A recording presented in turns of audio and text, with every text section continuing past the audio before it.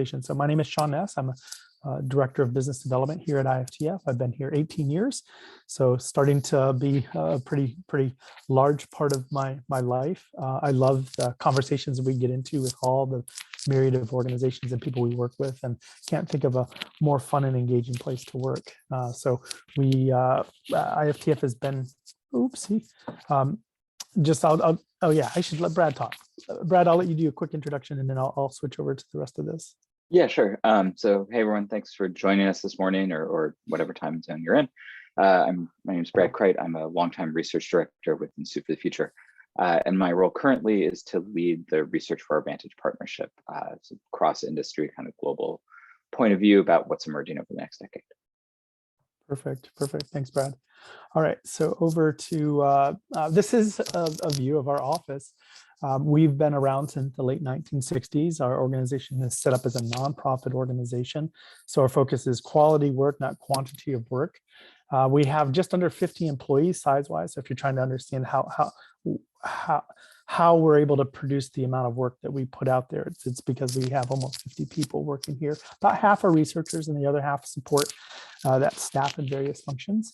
And our goal is to make organizations and people ready for the future. One thing that I love to say is I love our content, but I really love the frameworks, the processes, the mindsets, and the tools that we provide to go along with our content. It really helps out with dealing with the uncertainty of the world that we live in. In a COVID world, wow, is there a lot of uncertainty? Things seem to be changing on a daily, if not weekly, if not daily basis. So having a long-term perspective really provides guidance and day-to-day strategic and decision-making for yourselves. One of the words that we love to use here are shifts. So when we go through a major shift in society, we often see major disruptions and transformations that cascade from that across all the facets of our lives. So just keeping on with COVID, COVID has reimagined retail, work, manufacturing, logistics, healthcare, governance, trust, you name the topic, it's really reimagined it and shown paths forward for transformation. And so if you can leverage that, that long-term thinking, you're more prepared for and less anxious about the transformations that we're about to go through. So when we think about specifically the future, there's a lot of things that it's useful for. A handful of those would be to challenge the existing assumptions that we have around the world. Will things continue as they are, or will things change? We get to have a shared conversation. If you have a group of people talk about content, talk about a scenario, talk about the future, and then bring them together, we get to learn from one another's views, viewpoints, positions, and it really helps to have that perspective from a shared perspective as opposed to an individual perspective. A lot of organizations want to look at opportunities, but we also want to remind you that there are threats to the status quo when you look at the future. So it's not just opportunities, it's also a threat. And I alluded to this earlier about preparing for the future. If X, Y, Z can happen, what would you do in that situation? Who would you partner with? What would you do differently? If you can go through those thought processes and conversations, you'll be more prepared when things start to pan out. A fun quote that we see often in the world of futures is this one from William Gibson, a very noted science fiction author. I think this came out of Neuromancer. The future is already here, it's just not evenly distributed. So that alludes to signals of the future, which Brad will talk about later when he talks about IFTF future factors. There are hints of tomorrow all around us. Should they scale in size? Should they scale in geography? Should they combine with other signals? And so one of the big focus areas of foresight is to look at these signals. When you want to look at the future, it helps to have a systematic process, a way to look at it in an orderly way, rigorous way. So this is our process, is to prepare one's mind for the future, which allows you to take in foresight, what's plausible, what's provocative, what's preferred, etc. And use foresight to provoke insights. What does it mean for me, my team, my organization, my family, my neighbors, etc. And should you be in a good position to talk about insights, then you're really in a good position to take action with those futures. Yes, Anurag, this PowerPoint will be made available afterwards as well. When we think of where we are today and we look out into the future, there's a widening cone of possibilities of what could happen. So from the widest cone, it's what is possible. And using foresight, we want to really narrow that down to the plausible, to probable, and what we really want to get to is what is preferred. If we as a team, as we as an organization can identify a preferred future, then we're in a good position to direct strategies and action steps to achieve that preferred future. We're able to talk to our stakeholders, our shareholders, our ecosystem about this is where we're headed. This is why we want to be there. Would you like to join us in this path forward? So it's not just about what's possible. It's providing some agency to the folks that are involved in this to really focus in on a preferred future. Another fun quote that we drop a lot nowadays is this one from a colleague, Jake Dunnigan. It's better to be surprised by a simulation rather than blindsided by reality. So back in 2009, we forecasted a 2019 respiratory disease outbreak that required society to quarantine itself. This is part of a project called Superstruct back in 2009 that was anticipating some challenges to life as we know it, to humanity as we know it. So the top scenario out of the 5 was the one listed at the top was called quarantine. We still, even though there's a disease and there's no vaccine against it, we still need to live, move forward, work, educate, entertain ourselves, etc. So what we did with this scenario is asked people, how would they do things differently? How would they do things the same? Should they be quarantined? And had you gone through this process, you would have been less anxious a couple of years ago when COVID happened or came about, because you've gone through this mental exercise of thinking about a global quarantine. So I'm not saying this to brag about our foresightfulness. A global pandemic is a go-to scenario for any foresight professional. So it's something that's always out there. It just happened that it matched up. But the key thing here is what Jake says is you want to be surprised by a simulation rather than be blindsided by reality. So anyone who went through this process was much more prepared for the reality of COVID that it unleashed upon us. And finally, I'll just say we work with a large global group of organizations within IFT at Vantage. And I think with that, I'm going to hand it off to Brad to share from here on out. So I'm going to stop sharing. He'll pick up the presentation in a couple of seconds, and now I'll be able to go into the chat myself. Cool, and feel free to continue asking questions or ask any questions in the chat. We really want to sort of give you any information you might be interested in having. So what I'm going to do is now share just highlights of how our Vantage program works and some of the research we've done in the past, as well as what we're doing this year. So just to start, a few things to note. There are a few different kind of core value propositions of working with IFT Vantage. The first, or one of them, is what we put out as our annual map of the decade. This is a 10-year cross-industry global point of view about sort of the big urgent futures that are changing in the world. These are, a lot of these are things that I think you might be thinking about, wondering about, trying to build strategies around in your own work. Things like the climate crisis, things like the fracturing of reality, things like sort of how equitable are our organizations and institutions. And this map of the decade, it's really framed in a way that provides you a longer term point of view, but is designed to help you work with it in the present. We also have our annual 10-year forecast. This is an immersive conference designed to really make foresight come to life. In addition, we have ongoing digital services. So we use what we call Future Factors, which is an emerging signals platform where we curate an ongoing list of signals, just aimed at kind of giving you an ongoing sense of what's emerging, what's new, what's exciting, what's innovative. We have a library where we host all of our past research that's accessible to partners. And then our partners have what's called a Foresight Guide, which is a researcher who they can just connect with, tap into, send an email or have a meeting with, who can provide them with support, provide a futures lens on something, and really make sure that that they're getting value and understanding of work. So let's see, having a little trouble skipping there. So that just to say, when you go on to Vantage Point, this is what it looks like. But what I want to really focus on a little bit more is just some of the research and some of the themes that we're looking at, because I think it provides a lens and an understanding of the kind of work we do. So right now we're in the process of building, really just getting going on research that we're describing as the decisive decade, the reevaluation of everything. And this research is really kind of taking two main themes at its core. The first is, I think this is something that I think we're kind of all grappling with, that in my time doing futures work, and this is now going on about 13 years, there's never been a point where I would say that it's more obvious what the big global forces are. And there's never also been a point where there's more uncertainty around how those will play out.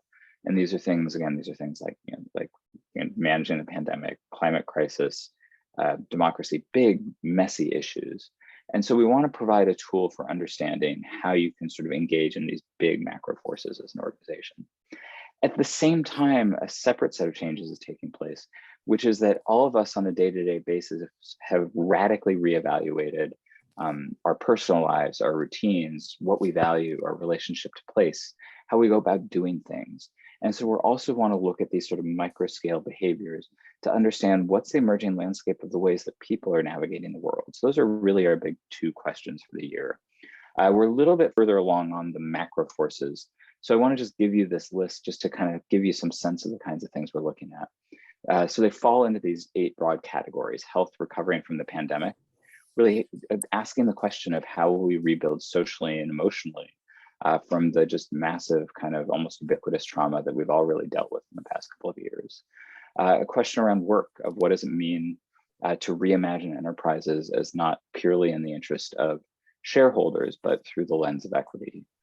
Trying to understand how technology is continuing to fracture reality, and in a world of endless niches and metaverses and on, can we ever rebuild a shared sense of reality and a shared foundation of evidence and information?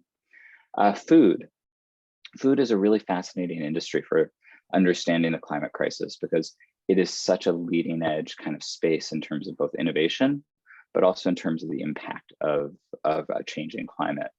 So in the context of food, we're looking at really responses to the climate crisis to understand both what's changing there, but also kind of using food as a lens to understand strategic opportunities. We're really asking this question around governance. Just what will, can we sort of function? Can businesses function in a world where democracy seems to be increasingly eroding? And how can businesses engage in this world? How can they understand it as part of the operational landscape? Questions related to demography. What's the future of gender expression, gender equity? And if you've kept up with any of the research around the impacts of the pandemic on gender equity, you know that the impacts have really been devastating for women, much more so than men. So it's been a really enormous and really depressing step back. And so we're looking at how that might change.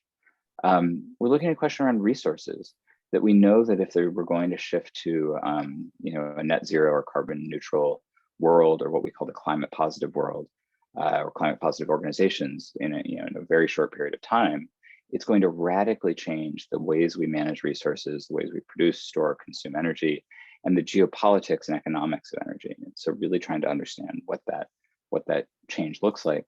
And then finally, we'll be looking at the nature of place and geography, and how the digitization of the physical world is transforming our relationships to place. So lots of big, tricky questions. And with all these, our goal is to ask really big, hard questions in order so that you can position yourselves in this world much more effectively. And I wanted to also share some highlights of some of the work we've done in the past, just to give you a sense of the kinds of things we've done, and also give you a sense of the resources available to Vantage Partners. So we just finished up our research from last year, and it took really 2 big areas, and these were both larger kind of macro areas to look at. The first part of our research is what we call toward climate positive organizations. And the argument here is that it's not enough to simply reduce harm. Obviously, reducing harm is good, and we should all be doing as much as we can to reduce harm.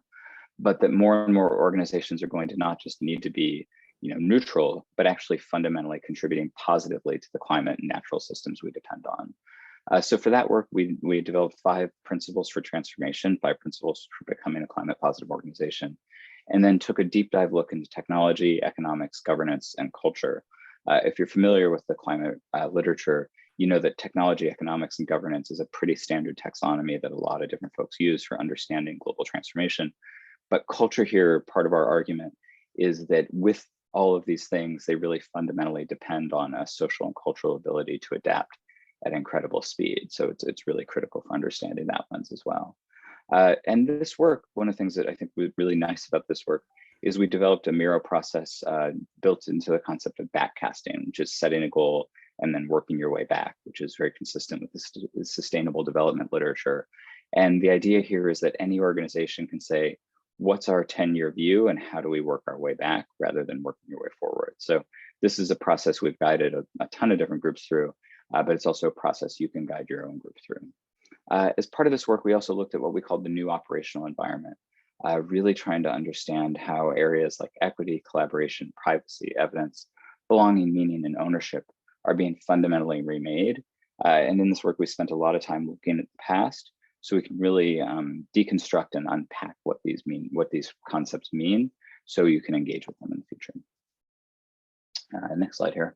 I also just wanted to kind of quickly touch on some of the work we did in 2020.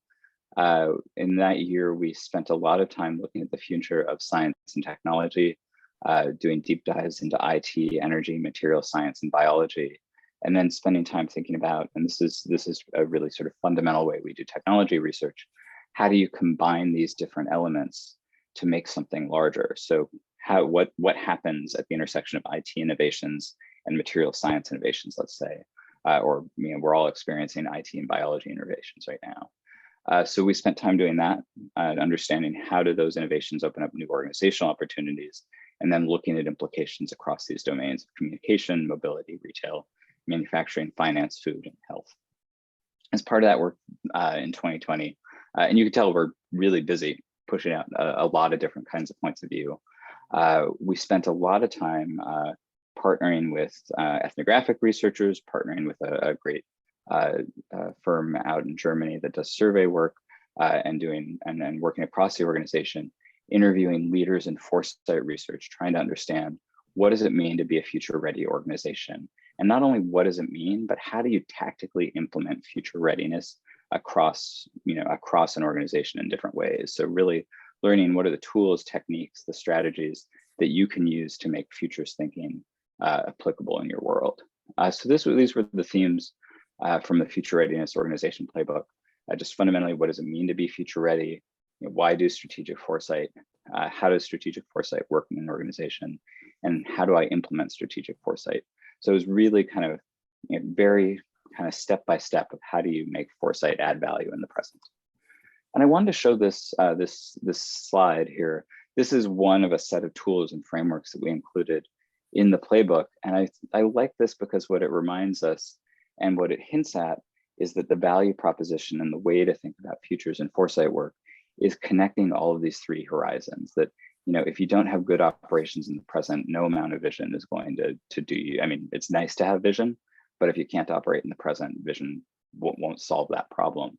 Conversely, if you're really great at operating in the present, but don't have a sense of where you're going in the long term, all you're doing is just recreating the day-to-day and hope you're not going to get blindsided. And so this framework is one of many, but it's a way to remind ourselves that when you're doing futures work, it really fits into all of these different buckets, and the really successful future-ready organizations figure out how to draw connections between all of these different functions, but also all of these different mindsets and time horizons. So that's an introduction to some of the work. I also wanted to share a couple of the resources we have available to you. So I think Sean mentioned, we have a platform we call IFTF Future Factors. It's an ongoing curated set of signals. It's maintained primarily by IFTF researchers, but also Vantage partners contribute, as well as interesting external experts from time to time we invite to contribute. And it gives you a really nice kind of dashboard into what's changing. But it also gives you a nice path through if you want to quickly get up to speed on something and look for new innovations. It's a great way to do that as well. So for instance, this is a search I did maybe a couple weeks ago, just before the holidays. One of our colleagues, Toshi, who leads our emerging media lab, is very interested in the metaverse. That's why a lot of these signals are things he contributed. If you see the same name over and over again. But this is just one example of searching metaverse. All of a sudden your manager or somebody you work with wants some help trying to understand the metaverse, and where do I get started? Well, for me anyway, this is a really great way to just say, okay, here's a bunch of things that are interesting about the metaverse. What's Nike doing? Let me try to understand the perspective of a fashion manufacturer and make some sense of that. So it's a great way to just quickly get into an issue and understand what's changing. So that's kind of the high level intro to IFTF Vantage. And then Shonda, do you want to say just a little bit about Foresight Essentials, and then we can have a conversation and answer any questions? Sure. Just real quick. We'll share a link in the chat as well as in the follow-up email. One of the things we started doing about 8 years ago is to teach people about foresight techniques, or begin teaching them our foresight techniques to kind of open up the black box to make it less secretive. So sharing all the tools that we use to prepare and deal with foresight, insight, and action.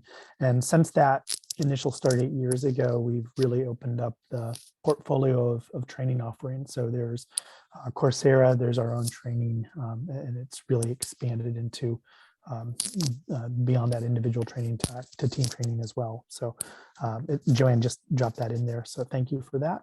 Now we'll move over to the Q&A, and usually I'm the color commentator for this, and then I'll share read out the questions for Brad to respond to.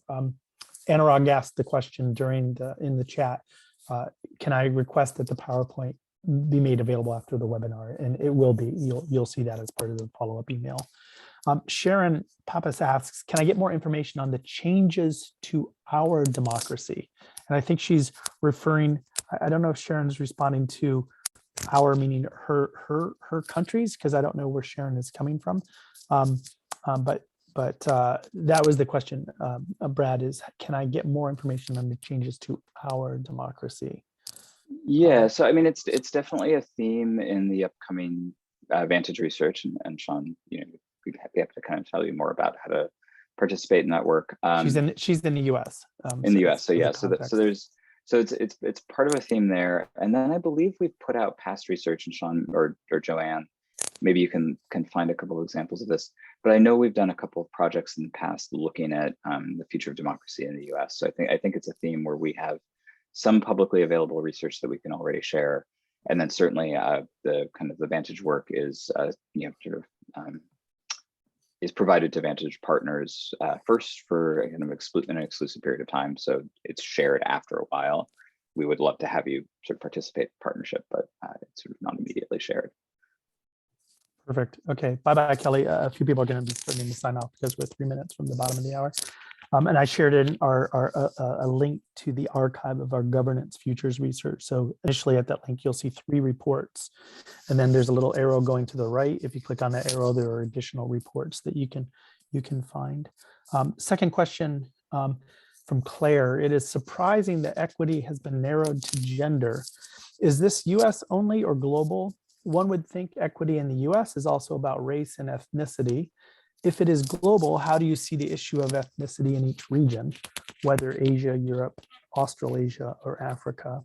And as Brad starts to think of a response, I'll just say, whenever we pick a topic, there are lots of underlying topics that we can go on. So gender is one facet of equity. Obviously, there's race and ethnicity and work. And just know that we have an equitable futures lab that really dives into all of those various topics from some perspective. Yeah. So I can add a little bit, but that's so our equitable. So we've looked at equity through a bunch of different lenses over the years, including kind of the intersectional, multifaceted approach you're describing. And we've put out research there, both through Vantage and then through the Equitable Futures Lab. And and that there should be a ton of resources. Again, if Joanne, if you want to pop a couple things into the chat. I know the Equitable Futures Lab did a really fantastic report for the state of California about a year ago on equity and work. So it's an area we've looked at through a bunch of different lenses. I think in this case, the goal wasn't to say gender is the only lens, but the goal here was sometimes, and this is sort of there's kind of a question when you start any research project around scoping and how wide or how narrow do you want to go. And the wider you go, the harder it is to be specific. And the narrower you go, the more you risk leaving out important stuff. And it's, there's no good answer, there's no one answer, there's no right answer. In this case, we had just completed a really broad look at equity in 2021, looking at economics, race, gender, ethnicity, looking really through as many different lenses as we could kind of comfortably manage. And so I think we decided it made sense in terms of providing resources and providing different points of view to really have a more targeted focus this upcoming year. Perfect. We are now at the bottom of the hour, so I'll invite people to say goodbye and drop off because we know other activities are occurring. So if you need to leave, feel free to drop off. I know we have at least one more question that's been asked by the audience. So goodbye, everyone who needs to leave, but we'll keep on with some of the Q&A from here. Anurag asks, how do you pilot initiatives for awareness and capacity building in strategic foresight in large countries with low current interest in this? And further he asks, can my organization work with IFTF for this on a nonprofit basis? I'll just note that the existing foresight training that we offer, Coursera is free, not free, you have to belong.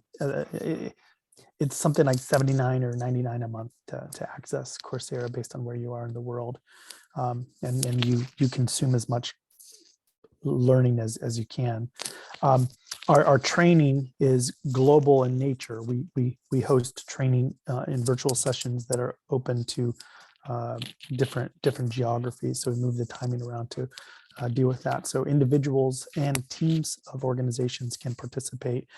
And for the country issue, I would say that we've worked with some global organizations like the World Bank and the Gates Foundation, who have helped us get into very specific regions of the world that need foresight and can't necessarily afford it on their own. And so the World Bank and the Gates Foundation come in and help provide that funding. And your second question, can my organization work with IFTF for this on a nonprofit basis? I'd like to take that conversation off to the side because that's a long response about how we work with organizations on research projects. So we'll be in touch with you directly about that, Anurag.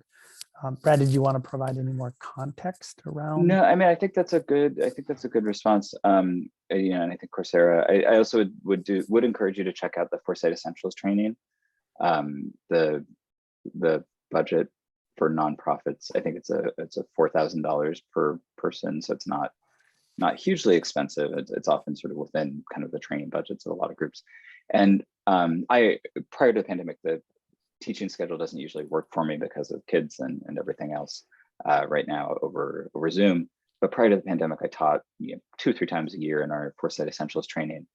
And one of the things I really loved is it would bring together this group of folks who, would range from directors at big companies to, people, who are in countries who might say, I don't know of anyone who, I'm really trying to just build awareness in my organization or in my country or whatever it might be. And I'm just starting from the ground up. So it's a great mix of different kinds of perspectives. And it provides both a lot of tools to work with and understand foresight, but also a network and a community of people who you can learn from, not just during the training, but virtually every training I participated in as a teacher. There was a shared network of people created after the fact. So, if you have a little bit more budget, that's like a super valuable way, I think, to start to understand foresight. I think it really more than pays for itself. Perfect. Thanks, Brad. Just finally, Joanne put into the chat about an upcoming event, Ask a Futurist event, where we're going to be talking to an internal distinguished fellow named Lynn Jeffrey about social VR leading edge behaviors. So be on the lookout for that in the chat or in the follow-up email. Again, the follow-up email that we're going to send out will cover things like a video recording of this presentation, a download link for the actual PowerPoint, a link listing of all the different links that we provided, and maybe some others, and then some upcoming activities that may be relevant to you all. It'll finally have some contact details for Brad, myself, and others who you might want to reach out to if you have further questions or comments that you'd like to share with IFTF. So I don't see any other questions in the chat.